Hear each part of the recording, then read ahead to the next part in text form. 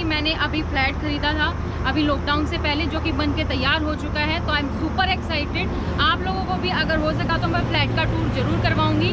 तो अभी तो हम जा रहे हैं देहरादून। मैंने ई पास के लिए अप्लाई कर दिया था, तो ई पास भी बन के आ चुका है और हम हैं अनलॉक 2 में, जुलाई मंथ में, जुलाई का फर्स्ट वीक आप इसको बोल सकते हैं।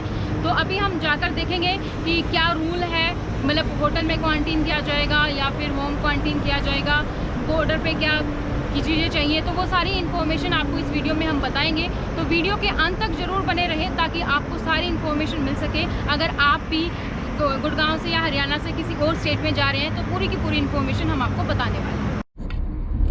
तो दोस्तों, ये अगर आप जानते हैं तो ये गुड़गांव का साइबर हब है। गुड़गांव के मेन सीन जो साइट सीन्स हैं, जो एरिया है, पोश एरिया है या कुछ भी एरिया जो गुड़गांव में फेमस है, उसकी हम वीडियो ऑलरेडी बना चुके हैं। वो वीडियो आपको देखनी है तो डिस्क्रिप्शन बॉक्स में उसका लिंक मिल जाएगा, आप पूरा गुड़गांव भी विजिट कर सकते हैं।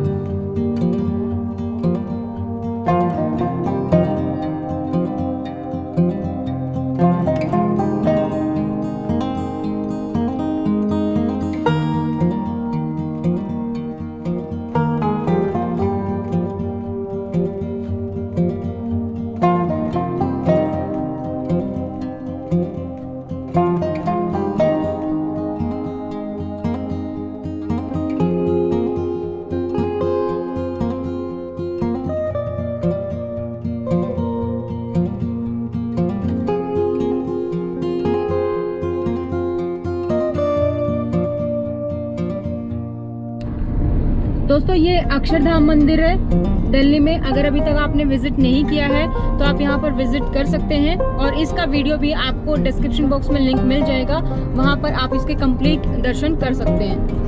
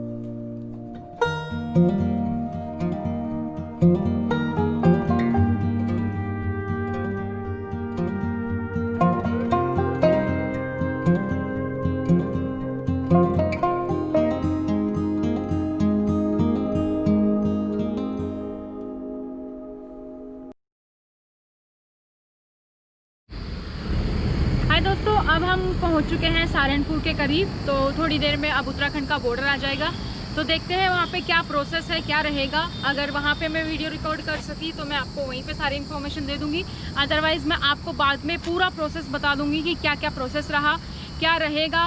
मतलब क्वारंटीन होगा, होम क्वारंटीन होगा, होटल क्वारंटीन होगा, क्या ऑप्शन मिलेगा, सारी की सारी चीज़ें मैं आपके साथ शेयर करूँगी। तो वीडियो को अंत तक ज़रूर देखना। तो अभी सहारनपुर है, तो अभी आगे जब चलेंगे तो मैं आपको सारी चीज़ें बताती रहूँगी। अभी आप बस सीनरी का नज़ारा ले सकते हैं।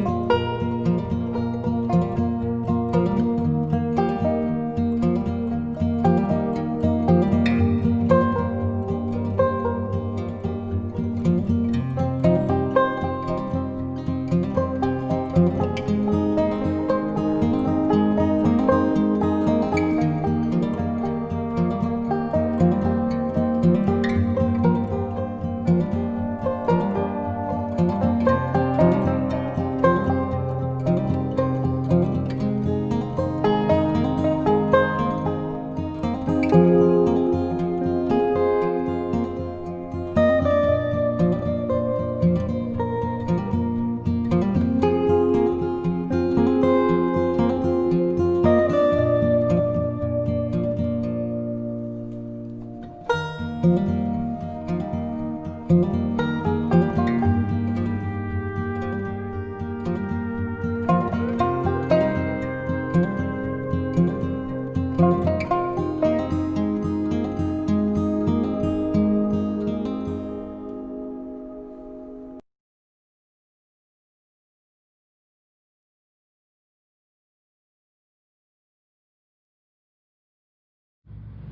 दोस्तों आ चुके हैं हम अपने घर।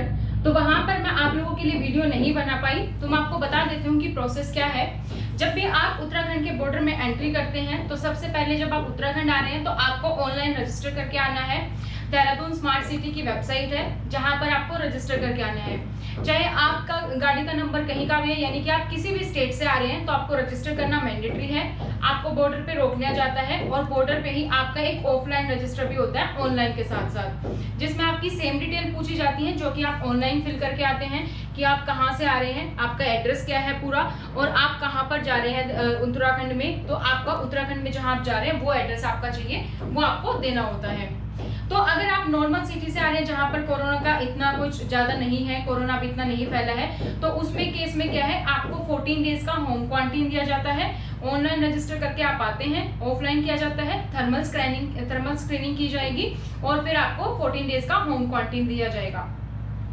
लेकिन अगर आप हाई लोड सिटी से आ रहे हैं जैसे कि गुड़गांव, नोएडा, फरीदाबाद, दिल्ली, ये इनके पास कुछ 31 सिटीज की लिस्ट है। अगर आप यहाँ से हाई लोड एरिया से आ रहे हैं तो आपका 7 डेज का होम क्वारंटाइन यानी कि इंस्टीट्यूशनल क्वारंटाइन है और फिर आपका 7 डेज का होम क्वारंटाइन है। तो टोटल 14 दिन का रहेगा, जिसमें 7 आपका इंस्टीट्यूशनल या फिर आप होटल ले सकते हैं और 7 दिन का आपका होम क्वारंटाइन रहेगा। इस केस में भी आपका 14 दिन का है और इस केस में आपको थर्मल स्क्रीनिंग की जाती है, साथ साथ आपका कोरोना टेस्ट भी किया जाता है। तो आज डॉक्टर अवेलेबल नहीं थे कोरोना टेस्ट के लिए, हमें कल फिर से जाना पड़ेगा। तो जब हम कल जाएंगे तो उसके भी मैं आपको साथ ही बताऊंगी। तो इस वीडियो को अंत तक देखें, आपको सारी डिटेल्स इसी वीडियो में मिल जाएगी।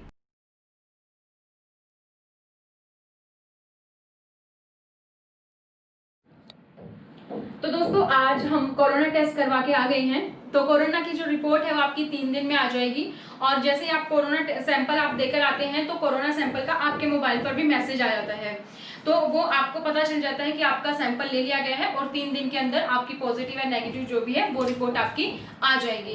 कोरोना टेस्ट में ज्यादा कुछ डरने की जरूरत नहीं है, क्योंकि जब हम देखते हैं तो हमें डर लगता है कि कुछ ज्यादा होगा, तो कुछ ज्यादा डरने की जरूरत नहीं है। बस वो आपके एक स्टिक पे आपकी रुई होती है, ऊपर कॉटन होता है, उससे आपके गले में से लार ली जाती है और एक आपके नाक में से स्क्रीनिंग की जाती है। तो दोनों सैंपल आपके लिए जाते हैं और उसके बेस पे फिर आपसे पूछा जाता है वहीं पे कि आपको कोई सिम्टम तो नहीं है, कोल्ड नहीं है, फीवर नहीं है, थर्मल स्क्रीनिंग, ये सब चीजें की जाती हैं और 3 दिन के अंदर आपका रजिस्ट्रेशन हो जाएगा। तो 3 दिन के अंदर आपके जैसे ही कोरोना है अब वो आपको बता दिया जाएगा। एक बात और जो मैं कल बताना भूल गई थी वो ये थी दोस्तों कि जैसे ही आप वहां से रजिस्टर करवाएंगे उसके साथ साथ आपको जो भी नजदीकी पुलिस स्टेशन है वहां पर आपको जाना होगा। वहां पर आपको होम क्वारंटाइन का बकायदा एक फॉर्म भरना होता है।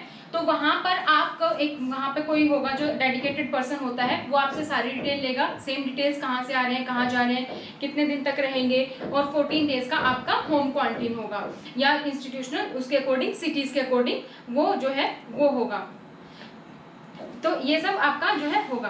तो इसके बाद आपको वहां पे एक ऐप भी डाउनलोड करने को बोला जाता है जिसमें कि आप ट्रैक कर सकते हैं। IGIS ऐप है, उससे वो आप लोगों को ट्रैक कर सकते हैं कि आप होम क्वारंटाइन है। और उसके साथ साथ आपको हर रोज CMO ऑफिस से आना, एक फोन आता है डेली जिसमें आपसे पूछा जाता है सब ठीक है, कोई सिम्टम तो नहीं है।